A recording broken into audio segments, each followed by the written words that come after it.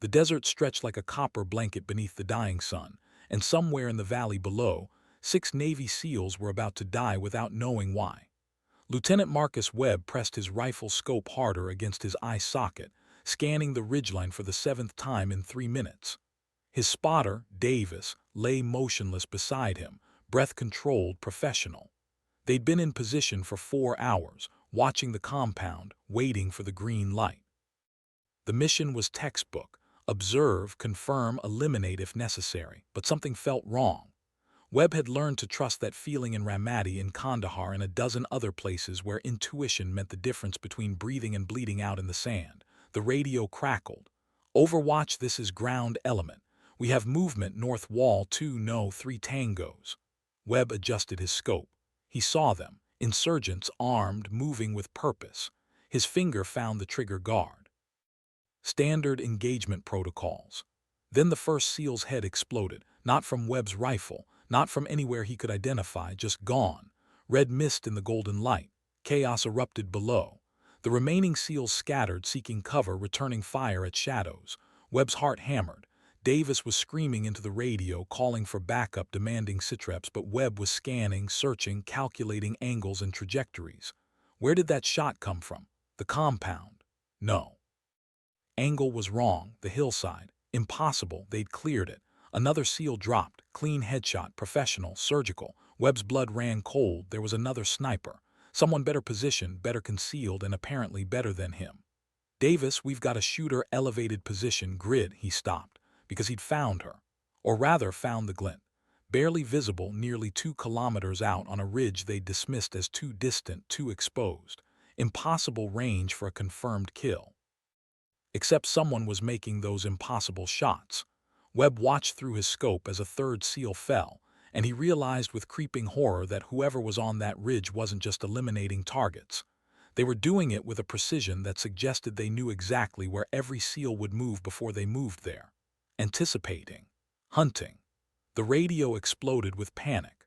Ground element was requesting immediate air support, screaming about casualties, about being pinned by an unknown hostile. And Marcus Webb, a man who'd made impossible shots in impossible situations, who'd been called the best marksman in SOCOM, found himself asking a question he'd never expected to voice. Who the hell is that?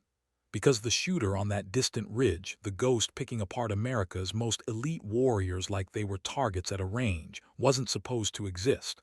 Not there. Not then. And definitely not in their operational theater. Davis grabbed his arm. "Webb, command wants to know if we can take the shot." Webb stared at that distant glint, doing the math. Wind, speed, elevation, temperature, the Coriolis effect at this range. He was good, maybe the best, but this shot, this was legend territory. "Negative," he whispered. "That's not a shot, that's a prayer." And somewhere on that ridge, the impossible sniper fired again. The bullet took another SEAL through the throat, dropping him mid-sprint. Webb watched the man fall, watched his teammates drag him toward cover that wouldn't save them. 5 men down now. 5 headshots from a position that shouldn't allow for one. Command was screaming through the radio, demanding answers, demanding action, demanding that someone explain how their most elite operators were being systematically destroyed by a single shooter. Webb did the calculations again. 2,800 meters, give or take.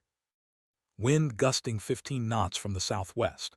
Heat shimmer, dust. The rifle he was carrying, the Mk13 Mod 7, was rated for half that distance under perfect conditions.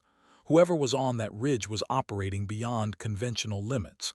"Ground element is requesting we withdraw," Davis said, his voice tight.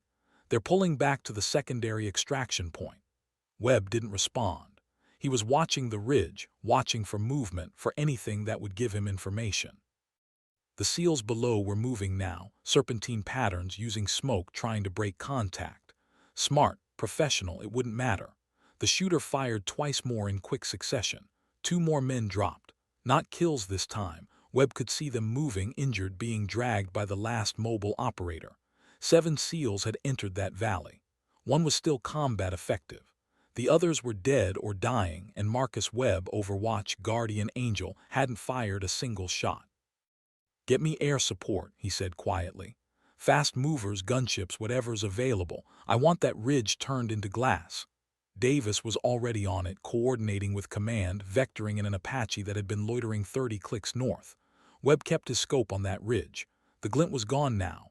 The shooter had stopped. Mission accomplished.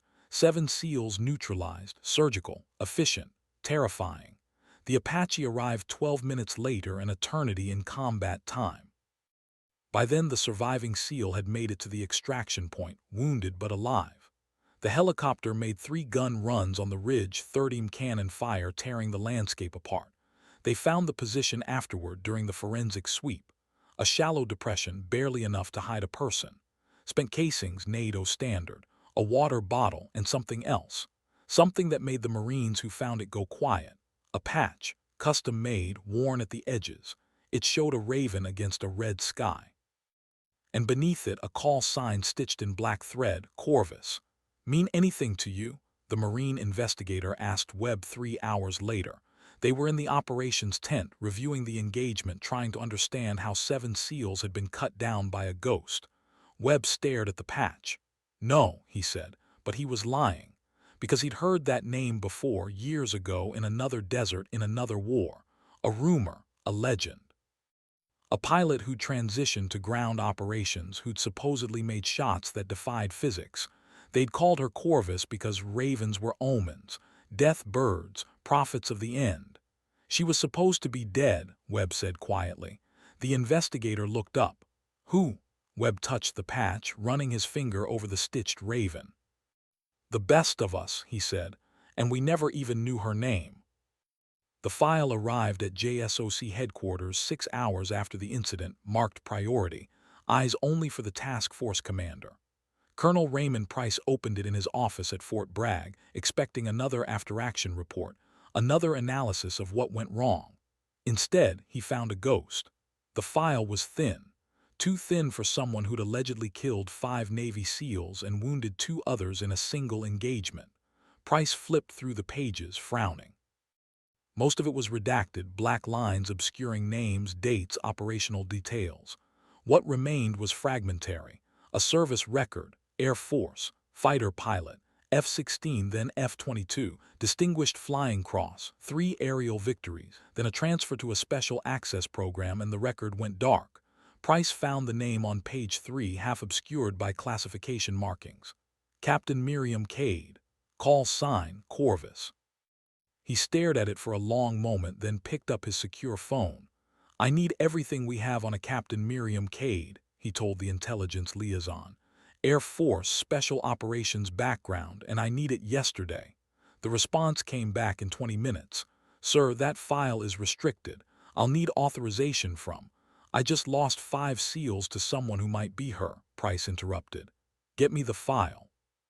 It took 3 hours and 2 calls to the Pentagon, but eventually a courier arrived with a locked case. Inside was a file that should have been thicker, much thicker. Price read it twice, trying to reconcile what he was seeing with what he knew had happened in that desert valley. Miriam Cade had been a prodigy, top of her class at the Air Force Academy, fighter pilot qualification at 24. By 26, she'd shot down 3 enemy aircraft over Syria, making her one of only 7 American women with confirmed aerial kills. But it was what came after that interested Price. The transfer to a classified program. Something involving special reconnaissance, deep penetration operations, sniper training at a level that supposedly didn't exist. The file mentioned an incident, a mission that went wrong. Details redacted, but the outcome was clear. Cade had been listed as killed in action 3 years ago. Officially, she died in a helicopter crash in Yemen.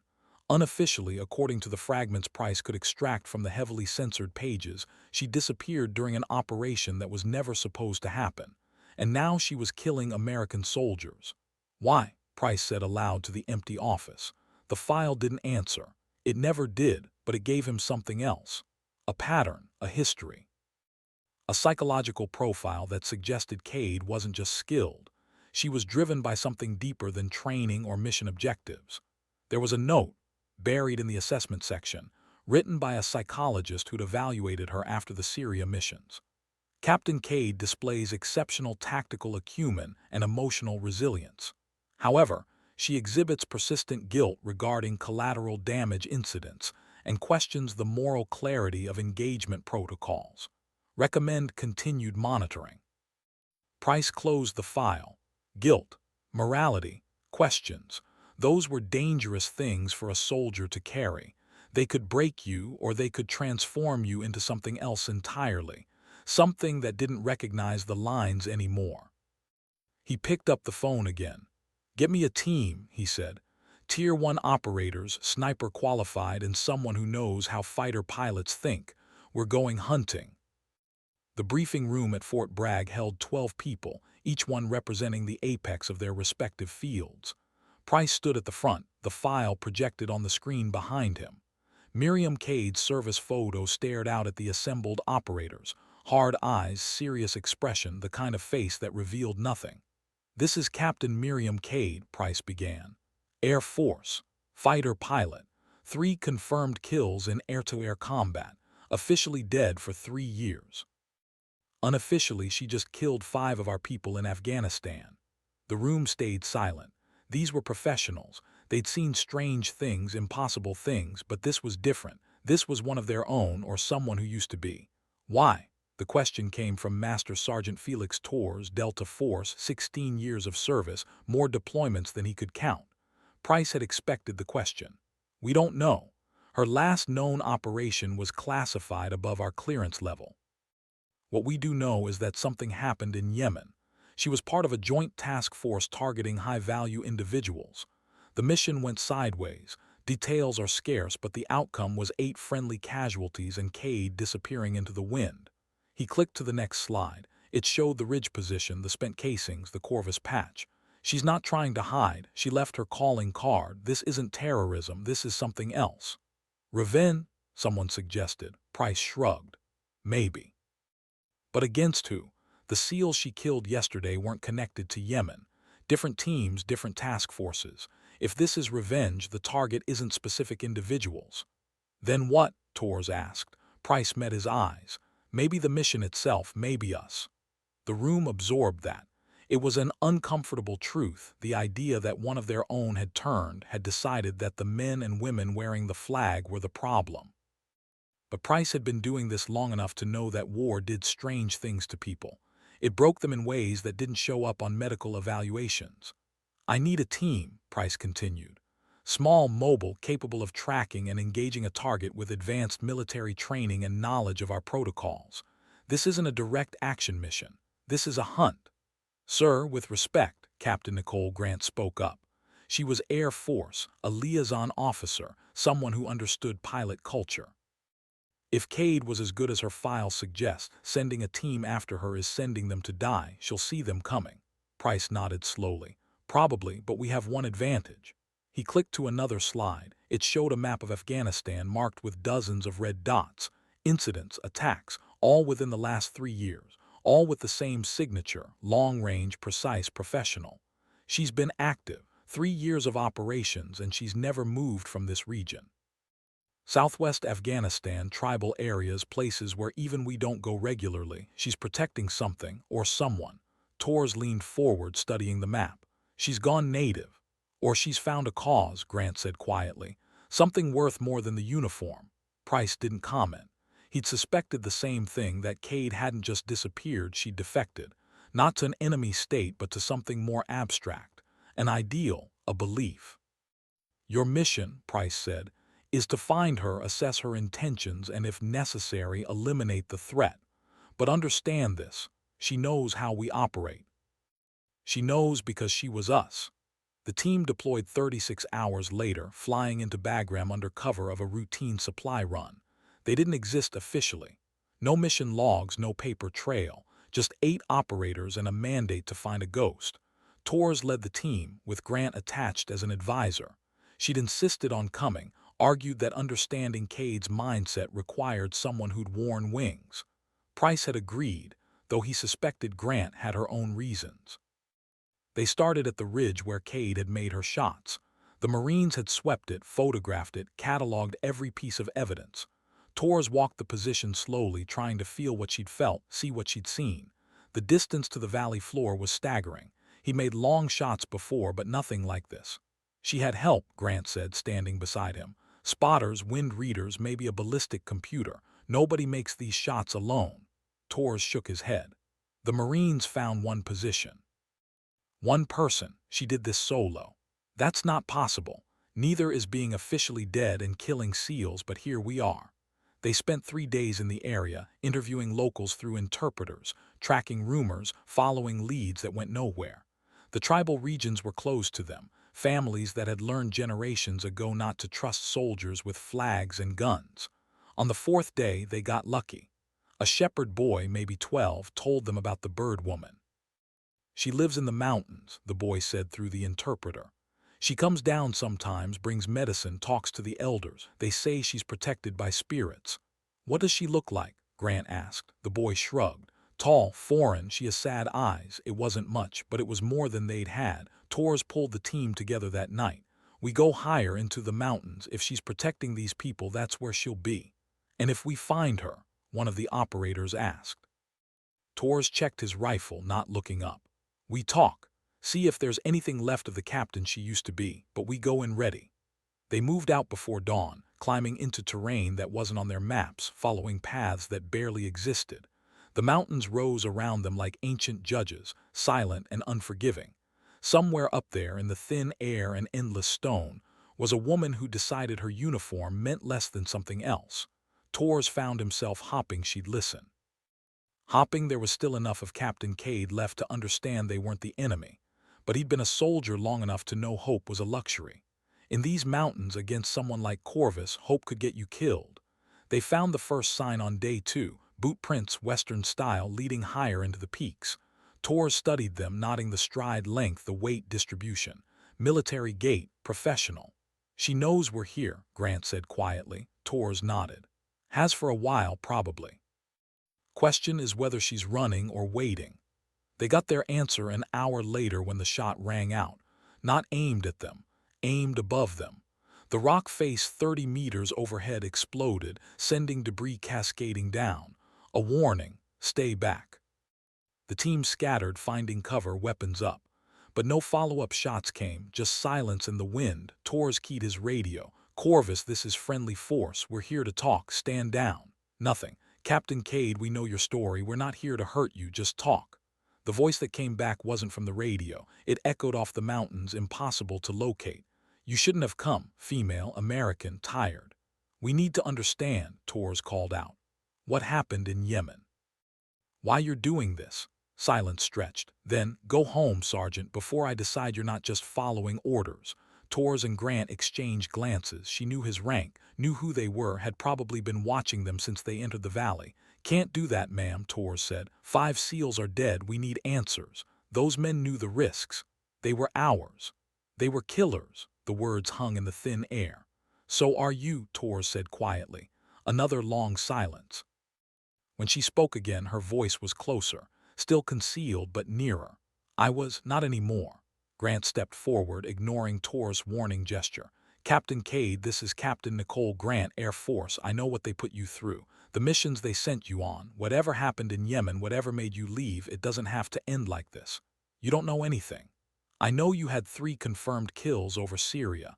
I know they gave you the Distinguished Flying Cross. I know you were one of us. It's exactly why I left. Grant stopped, processing. I don't understand. You will, Cade said. If you stay in long enough, eventually you'll have to choose between the mission and what's right. I made my choice. Killing our people is right, Torres challenged. I killed soldiers who came to this valley to murder a village elder because some analyst in Virginia decided he was a terrorist. He wasn't. He was a school teacher, 70 years old, but he'd fought against the Soviets, so that made him a target. Paused. I gave those SEALs a chance to leave. They didn't take it. Torres felt something cold settle in his stomach. You're protecting these people. Someone has to. You certainly aren't. Grant moved closer to the rock face, searching for any sign of Cade's position. The mission in Yemen, what happened? For the first time, emotion crept into Cade's voice. We killed a family, 17 people, because intelligence said there was a high-value target at a wedding. There wasn't, just civilians celebrating. I dropped the bomb. I watched the building collapse. I heard the screaming. Grant closed her eyes. She'd heard stories like this. Every pilot had. The nightmare scenarios where everything went wrong. That wasn't your fault. Whose was it? The analyst who marked the target, the commander who gave the order. We all pulled that trigger. We all told ourselves it was necessary. So you deserted, Torres said. I woke up, Cade corrected. And I decided I'd rather protect people than kill them for oil or politics, or whatever the hell we're actually doing out here. Torres stepped into the open, rifle lowered. Risky but necessary. Captain, I understand, but this path you're on, it ends one way. Come back, face the music. There are people who'll listen, who'll understand. Will they understand when I tell them how many missions like Yemen happen? How many families die because we can't tell a terrorist from a teacher? How many lies were told to keep us pulling triggers? She laughed, bitter and sharp. I came back to save people. You came back to kill. Who's on the right path, Sergeant? Torres didn't have an answer. He looked at Grant, saw his own uncertainty reflected. Cade continued, softer now. Go home, tell them Corvus is dead, make up whatever story keeps you safe. But don't come back to these mountains, because next time I won't fire warnings. We can't do that, Torres said. I know. The shot took Torres in the chest, slamming him backward. His body armor caught it, ribs cracking, breath exploding out. The team returned fire immediately, but they were shooting at shadows, at echoes. Grant dragged Torres to cover, checking his vitals, screaming into the radio for medevac. More shots, precise and calculated, driving the team back down the mountain. Not killing shots, disabling, warning. Cade was herding them away. By the time they regrouped 200 meters down, Torres was conscious again, breathing hard, ribs screaming. She could have killed us, he gasped. Grant nodded, understanding. But she didn't. They retreated that day, carrying Torres, knowing they'd failed. But as they descended, Grant kept thinking about Cade's words, about choices, about right and wrong, about what happens when a soldier looks too long at what they've done and decides they can't do it anymore. That night in the tent at base camp, Grant wrote her report, but she left something out: the coordinates, the location where they'd found Cade. Instead, she marked the area as unsearchable, too dangerous for operations. Colonel Price wouldn't like it. But Captain Cade had asked a question that Grant couldn't shake: who was really on the right path? She didn't have an answer. Not yet, maybe not ever. But she knew that somewhere in those mountains, a pilot who'd once worn the same uniform was making a different choice.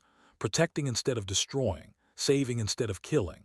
And maybe Grant thought that wasn't desertion. Maybe it was something else entirely. The report went up the chain. Price read it, frowned, but didn't push. Sometimes ghosts were better left alone. The file on Miriam Cade, call sign Corvus, was quietly archived. Officially, she remained dead. Unofficially, she became a legend. The pilot who'd walked away, who'd chosen mercy over mission, who'd become something the military didn't have a name for. Torres recovered. 3 cracked ribs, but alive. He never spoke about what happened in those mountains. But sometimes, late at night, he'd think about that voice in the wind. About a woman who'd been the best of them and decided that wasn't enough. 6 months later, reports came in. A village in southern Afghanistan spared from an airstrike because someone, no one knew who, had provided intel that the target intelligence was wrong. A convoy of insurgents disbanded after their leader was found dead, single headshot from impossible range, preventing an attack on a refugee camp. Patterns, signatures, a raven against the red sky. Corvus was still flying, just not for the flag anymore. And in the mountains of Afghanistan, people who had no reason to trust Americans told stories about a foreign woman with sad eyes who watched over them. A ghost, a guardian, a pilot who'd found a different war to fight. The brass tried to track her twice more over the next year. Both times the teams came back empty-handed, reporting that the area was too hostile, the target too skilled, the mission impossible. Colonel Price eventually stopped trying. He had other wars to fight, other ghosts to chase. But he kept Cade's file in his desk drawer. Sometimes he'd open it, look at that service photo, try to understand what it took to walk away from everything. He never figured it out. The memorial at Fort Bragg listed 5 names from that Valley mission. 5 SEALs who died in the line of duty. Price attended the ceremony, stood at attention, saluted the flag. But later, alone in his office, he added another name to his private list. Captain Miriam Cade, not dead, just gone, fighting a different fight. He hoped she found peace in those mountains. Hoped the people she protected understood what she'd sacrificed. Hoped that somewhere in the arithmetic of war and conscience her choice meant something. The file went back in the drawer. The war continued. But in the high places where the air was thin and the world was made of stone and sky, a woman named Corvus kept flying. Not in a cockpit anymore, not with wings of metal and fire, but flying nonetheless. Free from the weight of flags and orders and missions that killed the innocent along with the guilty, she'd become a legend, the pilot who said no, who chose humanity over duty, who proved that sometimes the bravest thing a soldier could do was stop being a soldier. They never found her. The war moved on as wars do. Years passed. The names of the fallen were remembered, then slowly forgotten. But in the villages of southwest Afghanistan, the stories persisted.